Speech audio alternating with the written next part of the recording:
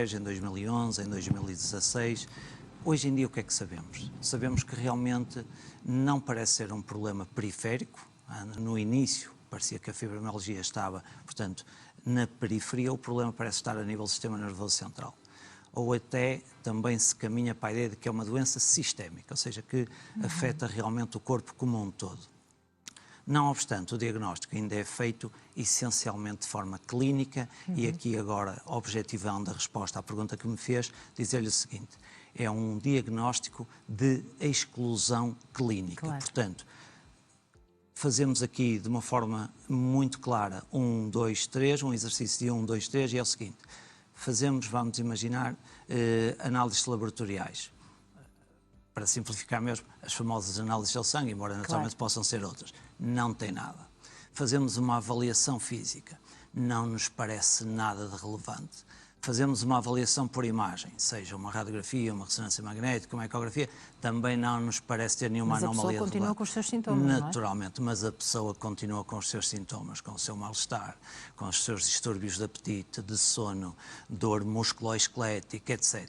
E, portanto, é um diagnóstico clínico de exclusão. Depois de comprovado que não encontramos razões da ordem física, da ordem, do ponto de vista estrutural pela imagem ou laboratorial, então, constituídos esses, digamos assim, esses requisitos todos, o diagnóstico ficará feito por exclusão. É importante que as pessoas percebam isso e afeta, devo dizer, 2 a 4% da população, sobretudo mulheres.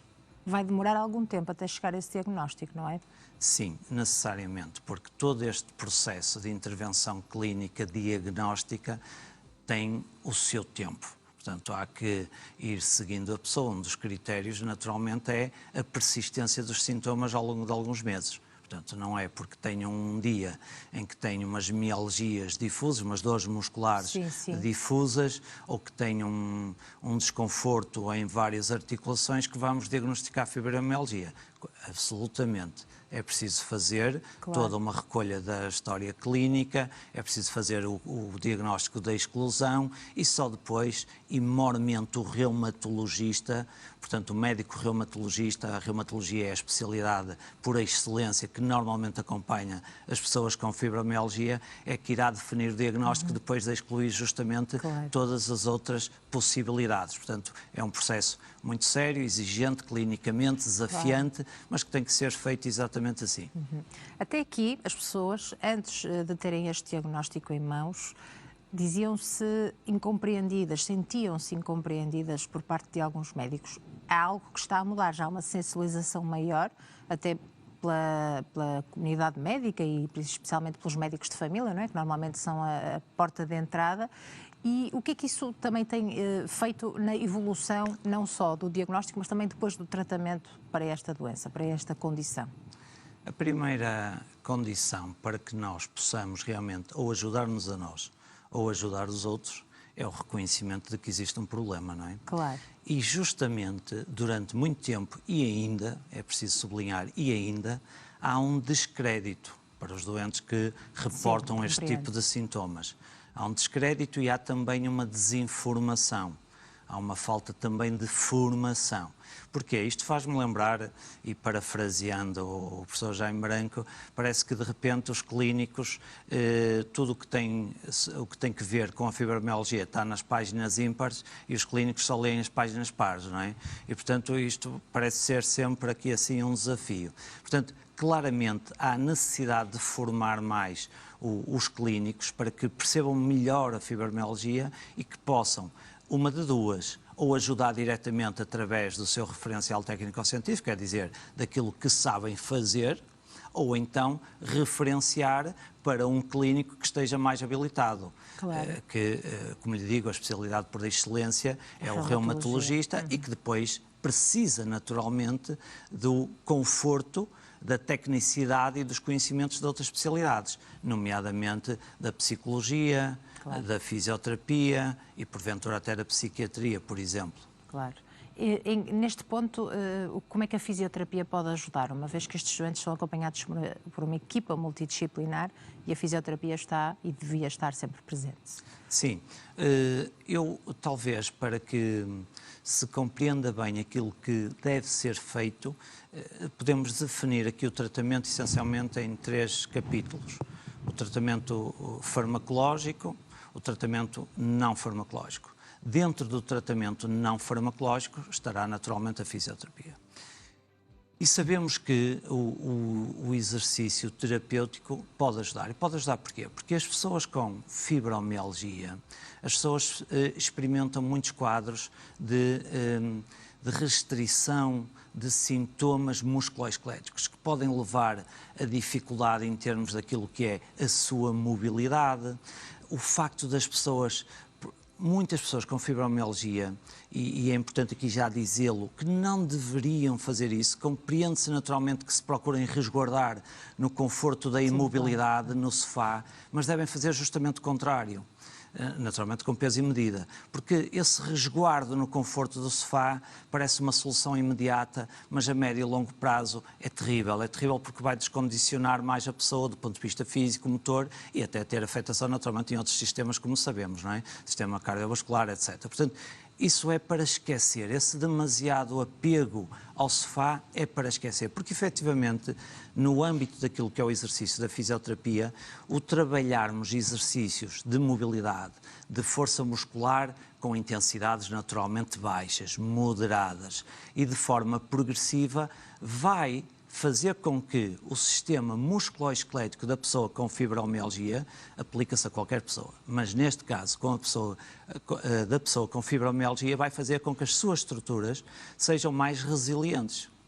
E, portanto, podem suportar melhor estímulos, nomeadamente tácteis ou mecânicos, que muitas vezes, per si, já espoletam dor, que é, às vezes, até por razões quase que, digamos, quase incompreensíveis, mas são bem compreensíveis, sim, claro, na medida em que há uma definição para isso, chama-se alodínia, ou seja, é uma dor que um indivíduo experimenta, e, por exemplo, a pessoa com fibromialgia, mas também pode ser o diabético, com disfunção neuropática, em que a pessoa, um pequeno estímulo táctil, a roupa, uma alteração de temperatura é suficiente para provocar uma dor intensa. E, portanto, sabemos que o exercício terapêutico, nomeadamente a melhoria da mobilidade, a melhoria da força, pode contrariar essa hipersensibilidade, essa hiperreação aos estímulos. E, portanto, é coadjuvante. Não resolve tudo, mas ajuda. Claro, daí o tratamento também, acompanhamento da equipa multidisciplinar. Falou aqui num ponto muito importante que é o tratamento farmacológico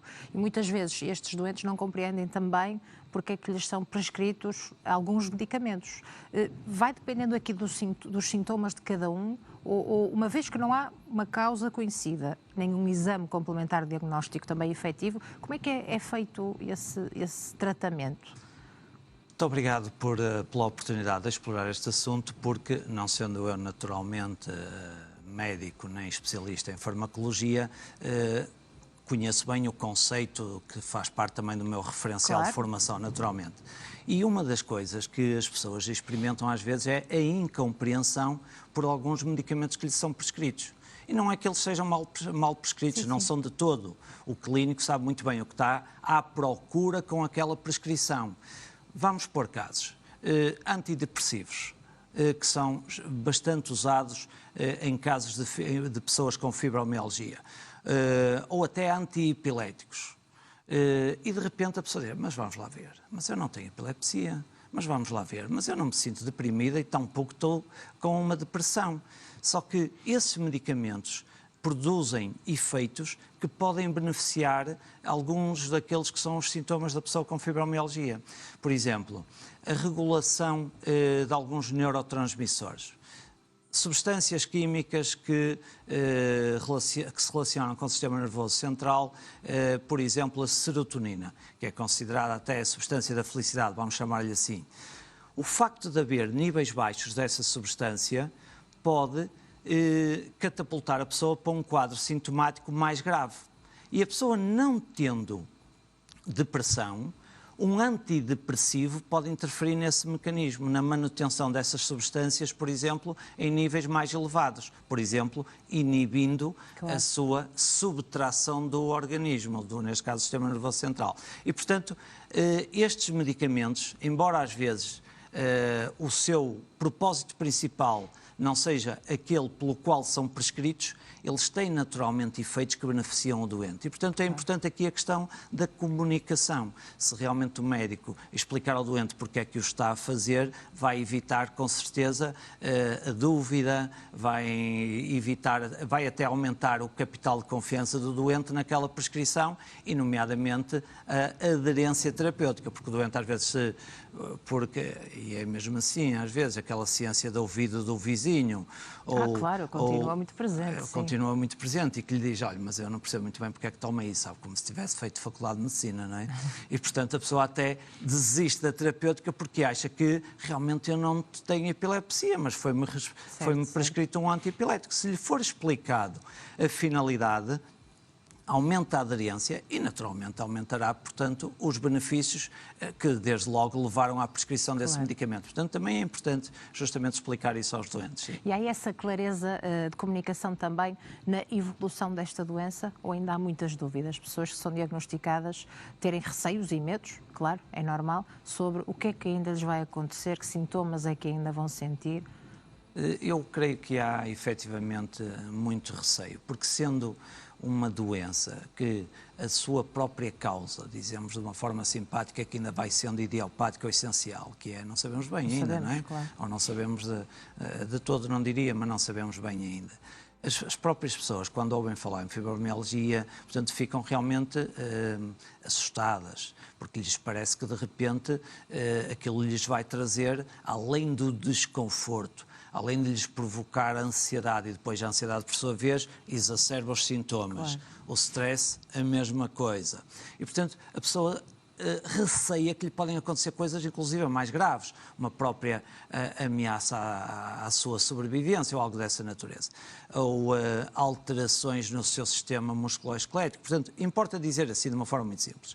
A fibromialgia não vai provocar, por exemplo, deformidade nas articulações, não vai.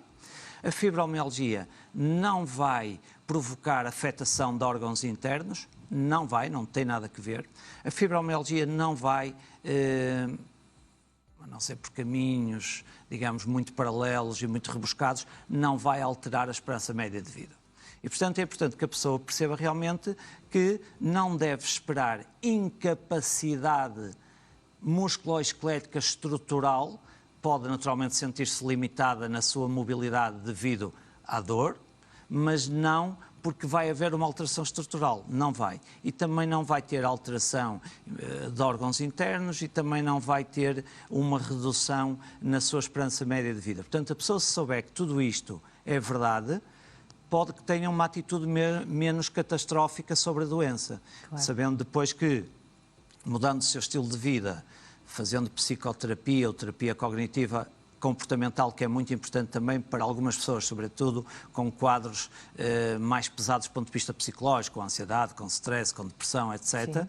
Se as pessoas realmente souberem que, por um lado, não vão ter determinadas coisas e que, por outro, podem melhorar com o tratamento farmacológico e não farmacológico, são pessoas que vão levar a doença com um pouco mais de conforto e, naturalmente, vão ter um aumento da sua qualidade de vida, maior participação social, maior participação familiar e profissional, naturalmente. Claro, e terem esse conhecimento sobre a doença certamente vai ajudar. Só para terminar, Sr. Doutor, pelos casos que acompanha, essa mudança do estilo de vida é muito importante, nomeadamente para reduzir, por exemplo, o stress, a ansiedade também, que podem então exacerbar alguns dos sintomas.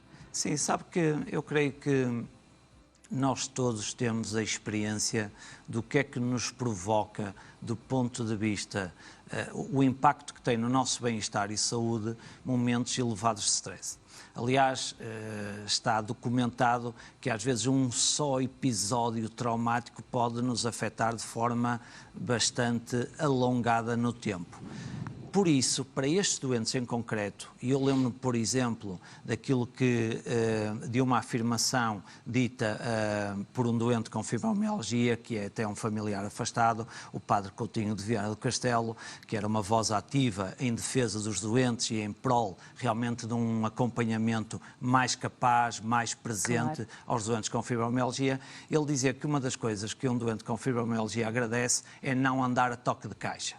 Ou seja, é difícil porque muitas vezes no período da manhã, justamente ao despertar, existe rigidez, existe mais desconforto e, portanto, se a pessoa tiver aquela necessidade que temos todos numa sociedade tão acelerada, não é? De correr, digamos assim, para o seu local de trabalho ou para levar os filhos à creche ou o que for, esse dia já não começa demasiado bem, não é? E, portanto, é importante que a pessoa aprenda justamente a fazer exercícios de organização da sua vida para que não tenha literalmente que correr, e quando digo correr nem estou a falar até do próprio deslocamento físico, estou a falar mesmo não ter que se sentir ansiosa, não é? Ter controle do seu dia-a-dia. E, portanto, a mudança do estilo de vida, procurando extrair todas as gorduras que tem na sua vida, que não interessam muitas vezes a ninguém, para que tenha uma vida mais organizada, mais sincopada, uma coisa de cada vez com tranquilidade. Só o facto de ter essa capacidade de organização pode realmente trazer-lhe muito mais conforto, porque efetivamente os fatores psicológicos precipitam inequivocamente o agravamento dos sintomas. E, portanto, se esse estilo de vida se coadunar a um maior bem-estar, a uma maior qualidade de vida, naturalmente que esse doente vai beneficiar muito, com certeza. Que conversa tão interessante. Muito obrigada. Obrigado. Foi um gosto recebê-lo neste consultório. Vamos agora ouvir também as dúvidas dos nossos telespectadores. Muito obrigada, Dr. Rogério Pereira, fisioterapeuta na Clínica